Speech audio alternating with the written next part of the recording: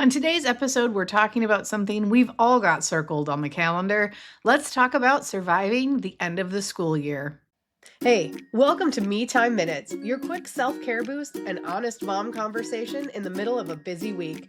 Because even a few minutes of me time can change everything. Let's dive in. Hello, and welcome back to Me Time Minutes, your quick little pocket of calm within the chaos. As always, I'm Molly, and today we're diving into something that's creeping up super fast, the end of this school year. Now, if you're feeling like your brain is just one big calendar notification right now, as always, you're not alone.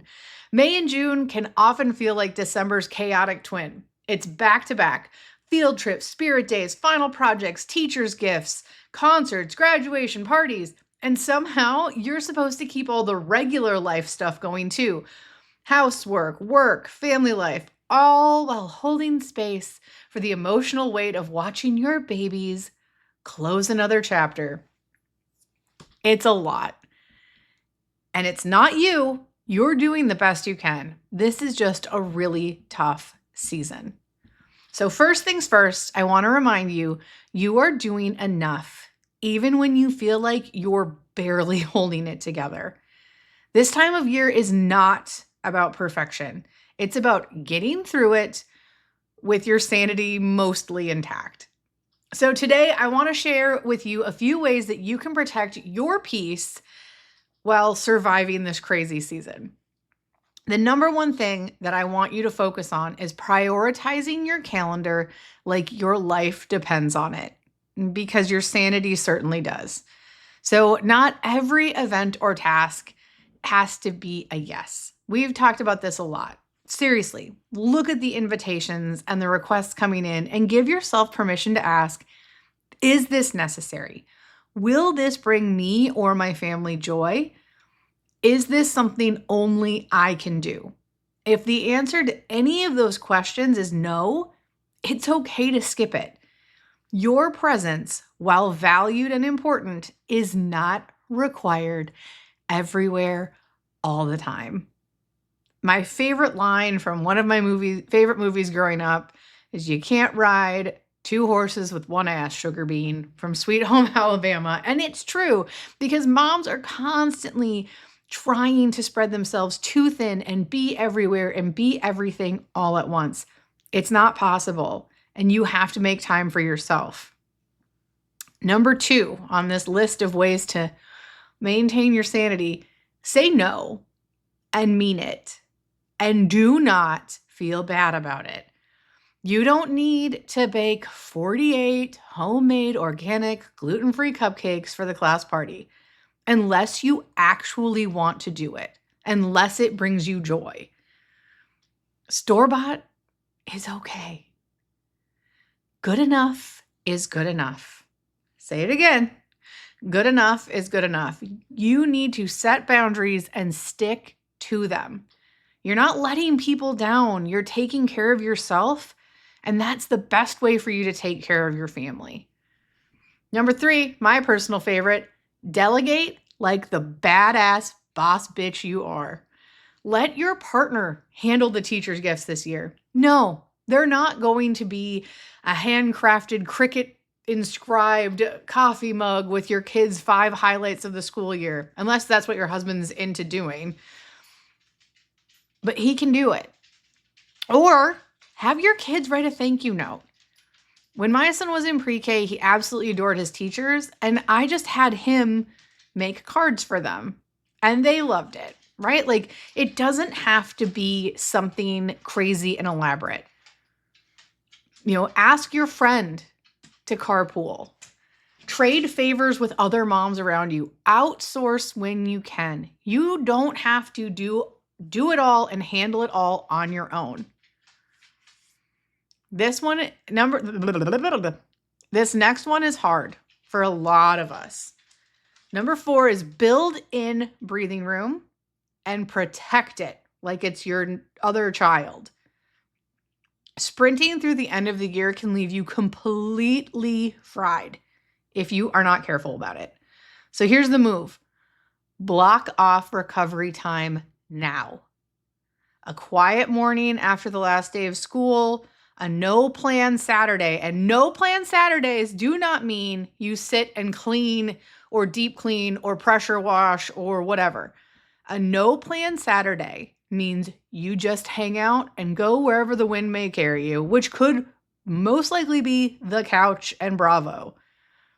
A guilt-free afternoon of napping and binge watching TV is so necessary to recharge. So you have to plan for it. If we sit and wait for time to appear out of a calendar that we keep jam-packed with stuff, you're never going to find it. You have to make the decision to take breaks. Number 5, celebrate the small wins. If your kid makes it to the last day of school with their shoes on the right feet and a half-packed lunch, that, my friend, is a victory. So celebrate showing up. Celebrate being there. Celebrate the act of getting there, not it being perfect. I just got my kid's spring pictures, and he looks like such a goober. He has a really bad haircut that he got. He's wearing a rainbow dinosaur shirt, and my husband didn't even realize that we paid for pictures, but here we are. Projects, obviously we want to teach our kids the value of deadlines and responsibility. Projects might get late, and that's fine. Permission slips get lost. Also okay. Lunches might get weirder and weirder. We're currently living in a short-term rental as we transition over to Minnesota. And today we didn't have lunch for my son's field trip, and I had to go to the store on the way to school and grab some stuff for lunch. But guess what? That was an adventure we got to do together, and it's okay.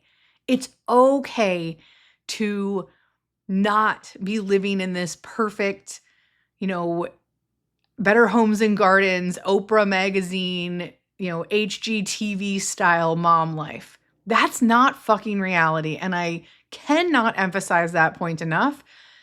You are going to burn out. Your nervous system is going to be fried. You're never going to be the mom you want to be if you don't start taking up space. If you don't start appreciating the fact, like, you know what? I thought on my feet this morning and we went and got a chocolate milk so he could take it on his field trip. And he was the happiest kid in the world because he got a store-bought chocolate milk, not one we made at home, to bring to the sculpture garden. I'm proud of that.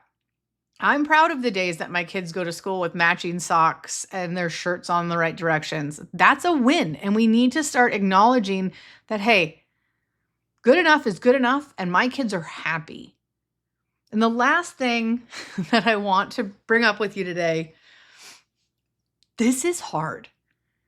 Just like that sprint to winter vacation with the holidays and everything in hand, this season is going to bring up a lot of feelings. Pride, sadness, grief. You're watching your kids grow up. And, the last day of kindergarten or the last day of senior year, that's a big deal. And every year you're watching them grow more. And it's really bittersweet. And you get to give yourself permission to feel it. Don't be embarrassed if you cry at kindergarten graduation. Cheer for your kid at that 5th grade track meet. Feel all the messy, beautiful emotions because that's part of surviving and processing this season as well. You don't have to muscle through it with a perfect little grin and your perfect bun and Lululemon leggings. You don't have to do it. You get to acknowledge that this is hard. We're all going through it together. I guarantee you if at school pickup you mention like, these last couple weeks have been a doozy. I don't know how we're going to fit it all in. Someone else is going to agree with you. Some of the best conversations and the biggest bonding moments I've had with fellow moms has been about the things that are hard. I had a 25-minute conversation the other day about how M&Ms changed their packaging, and when it rained on Halloween, we all went home with a big glob of M&Ms in our treat bags because none of us knew it, and our kids were disappointed because kids love M&Ms. But I cherish those moments, and it's okay to not brag about everything all the time. It's okay to acknowledge that this is hard, and that's why I'm here. Giving you a little pep talk of the 5 things to do to keep you on the level as best we can Let's go through them one more time. Prioritize that calendar like your life depends on it. Number 2, say no and fucking mean it. And don't feel guilty about it. Number 3, delegate. It might not be perfect. It might not be the way you do it, but you can't do it all. It's not possible. Number 4, build in that breathing room. If you don't prioritize it, no one else will, and they'll take advantage of your time and you will fill that calendar. You know yourself, you know you're going to do it. Number 5, celebrate those small wins. Go put that breathing room in your calendar right now and then give yourself a high five because it's a big deal. All right? We're all doing the best we can with what we have. I want to leave you with one more takeaway. The end of the school year is not a test of your worth, your love, or your ability to be a mom. It is a season. It's supposed to be a little messy. You're allowed to lower your probably overly high perfectionist standards. You're allowed to take care of yourself no matter how chaotic things are. And you're allowed to just fucking survive. You don't always have to be the shining beacon of productivity and perfection if that's what you need right now. You've got this. You don't need me harping on you over and over again about everything. And when you don't, I'm here. So until next time, remember, you are not alone and you deserve a little more me time. Now go take care of yourself. Hey, welcome to Me Time Minutes, your quick self-care boost and honest mom conversation in the middle of a busy week. Because even a few minutes of me time can change everything. Let's dive in.